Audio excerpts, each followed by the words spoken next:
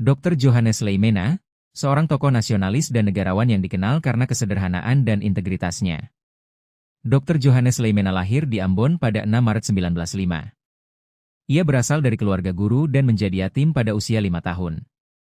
Sejak kecil, ia menunjukkan ketekunan, bahkan nekat menyelinap ke kapal untuk ikut pindah ke Cimahi bersama pamannya yang merupakan kepala sekolah, karena keinginannya untuk terus bersekolah tidak diizinkan oleh ibunya.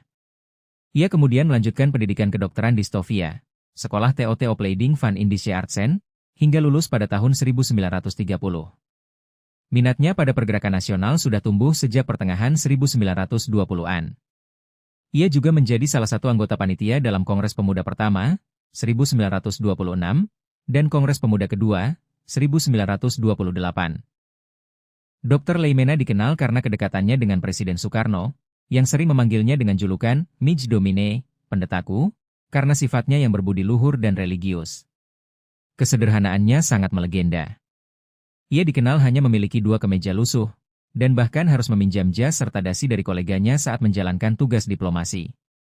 Presiden Soekarno bahkan pernah menyebutnya sebagai orang paling jujur yang pernah kutemui. Peran penting. Menteri Kesehatan, 1946 hingga 1966 sedih Dr. Leimena memegang jabatan menteri, atau setingkat menteri, secara konsisten selama lebih dari 20 tahun di berbagai kabinet, menjadikannya salah satu menteri dengan masa jabatan terlama dalam sejarah Indonesia. Penggagas Puskesmas. Ia adalah tokoh yang menggagas konsep Pusat Kesehatan Masyarakat, Puskesmas, pada tahun 1950, ia menjadi garda terdepan pelayanan kesehatan masyarakat di Indonesia.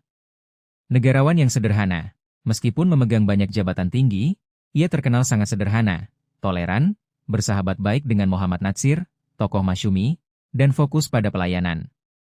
Dr. Johannes Leimena wafat di Jakarta pada 29 Maret 1977 dan dimakamkan di Taman Makam Pahlawan Nasional Utama Kalibata.